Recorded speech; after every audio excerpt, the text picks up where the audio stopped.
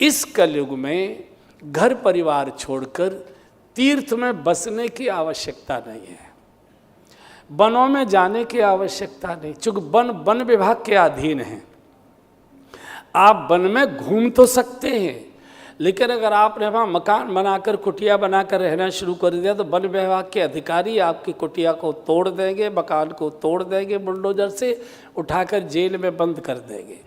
पहले वन स्वतंत्र होते थे, जिस राजा के राज्य का वन होता था उस राजा की जिम्मेदारी होती थी कि उस वन में रहने वाले ऋषि मुनि भजनानंदी साधु महात्मा उनके योगक्षेम की चिंता करे, उनकी रक्षा और सुरक्षा की चिंता करे, और उसमें उपद्रवी तत्व हैं उनको वो मारपीट के निकाले। ये हर राजा के राज्य के वनों की राजसीय व्यवस्था थी। आज लोकतंत्र है, आज पूरी सरकार के अधीन है सारा वन विभाग। तो वन विभाग के अधिकारी ये तो हो सकता है कि माफियाओं को लकड़ी कटवा के रात के अंधेरे में ट्रक से निकलवा दें, लेकिन आपको झोपड़ी नहीं बनाने देंगे, वह आपको भजन पाठ नहीं करने देंगे, उठा के आपको बंद कर देंगे। आज मेरा निवेदन रहता है, ये जो कथाएं हम लोग सुन लेते हैं, इन कथाओं को सुनकर, कथावाचकों की मीठी मीठी बातें सुनकर और हम घर परिवार छोड़कर तीर्थ में चले जाते, और अच्छा भी लगता है कि बच्चों ने सब फैक्ट्री कारोबार संभाल लिया, अब चलो वृंदावन रहेंगे, अयोध्या रहेंगे, काशी रहेंगे, गोवर्धन रहेंगे, जहाँ भी जो भी आपको तीर्थ पसंद आता है।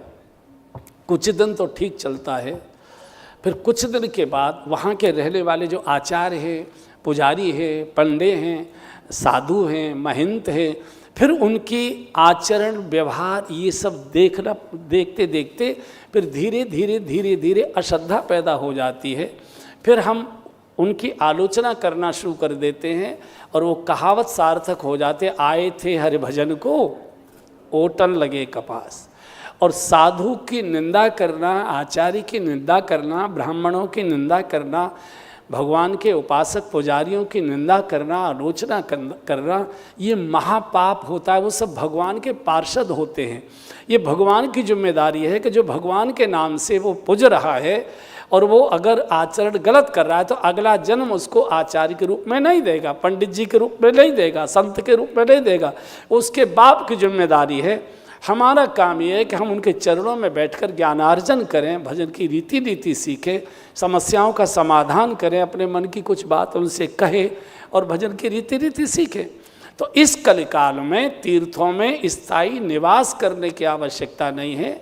अपने घर को तीर्थ बनाइए, बेडरूम को तीर्थ बनाइए, ड्राइंग रूम को तीर्थ बनाइए, पूजा घर को तीर्थ बनाइए।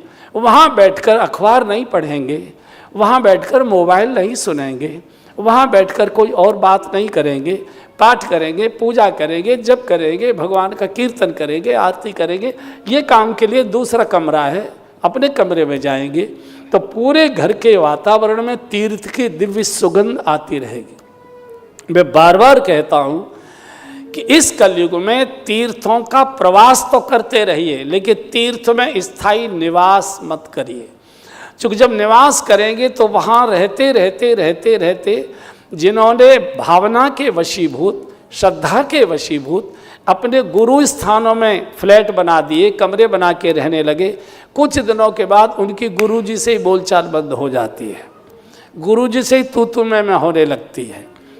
फिर वो कहते पहले गुरुजी बहुत अच्छे थे, लेकिन अब नए नए चेले हो गए, बड़े बड़े साउथ एक्स के आने लगे, इसलिए पुरानों को छोड़ दिया है। और गुरु निंदा, साधु निंदा से महापाप कोई दूसरा है नहीं, ये सबसे बड़ा पाप।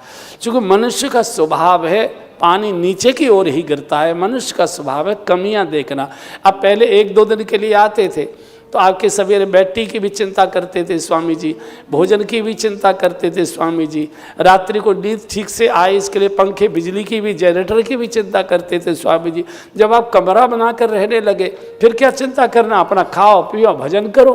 तो अब आलोचना क्या होती है, पहले तो ये हमको बहुत मानते थे, अब नए नए चेले आ गए ना, अब उनकी चमचागिरी में लगे, पुरानों को सबको छोड़ दिया। आए थे हरि भजन को ओटन लगे कपाल। जो तीर्थ हैं, तीर्थ आध्यात्म के वर्कशॉप हैं, जैसे वर्कशॉप हैं गाड़ियों के, जब गाड़ी खसर खसर करती है, एवरेज कम देती है, ठीक से नहीं चल पा रही है, तो कहते गाड़ी सर्विस मांग रही है, ओवरहालिंग मांग रही है। तो आप सर्विस स्टेशन ले जाते हैं, गाड़ी को साफ़ सुथरा कराते हैं, मिस्त्री बिल्कुल ठीक ठाक कर देता है, बाबूजी ओके ले जाए, फिर गाड़ी चलाइए, दौड़ेगी, फिर 4-6 महीने के बाद फिर सर्विस के लिए ले जाइए। ये क्रम तो बनाए रखना चाहिए। लेकिन मैंने ऐसा सुना है आप ही लोगों के मुख से कि जो गाड़ियां सर्विस स्टेशन पर बहुत लंबे समय तक खड़ी कर दी जाती हैं, तो जो सर्विस स्टेशन के मिस्त्री होते हैं, कर्मचारी होते हैं, उन गाड़ियों के ओरिजिनल पुर्जे निकाल लेते हैं, नकली पुर्जे उनमें फिट कर दिया करते हैं। मैं समझता हूँ मेरी बात समझ में आ गई होगी। फिर साधु अच्छा नहीं लगता, फिर गुरुजी अच्छे नहीं लगते। पहले बहुत अच्छे थे गुरुजी, अब बिल्कुल गुरुजी वही हैं। हमारी अपेक्षाएं बिगड़ गई हैं। चूँकि हम 1-2 रात के लिए जाते थे, गुरुजी खड़े हैं आपकी चिंता करने के लिए, आपको पास बैठा के बातें भी खूब देर तक करें। अब तो मिलने का भी समय नहीं है, अब तो नमस्ते ले, अरे भाई उनको और भी कुछ काम है, अब आप 24 घंटे वहाँ रह रहे हो तो आप भजन करिए, इसी के लिए गए थे। इसलिए बिजली घर में बिजली के अधिकारियों के मकान बनाए जाते हैं, जनता के मकान बिजली घर में नहीं बनाए जाते। बिजली घर से कनेक्शन लिया जाता है और कनेक्शन कट न जाए इसका समय समय पर उसकी शुल्क फीस जमा करनी पड़ती है बिजली की, तो प्रकाश होते रहता है।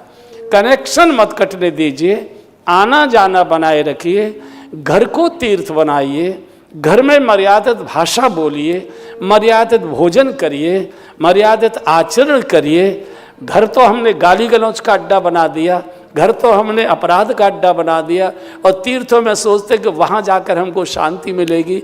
जो घर में कर रहे थे वही वहाँ करना शुरू कर दोगे और तीर्थ भी बिगड़ ही जाएंगे।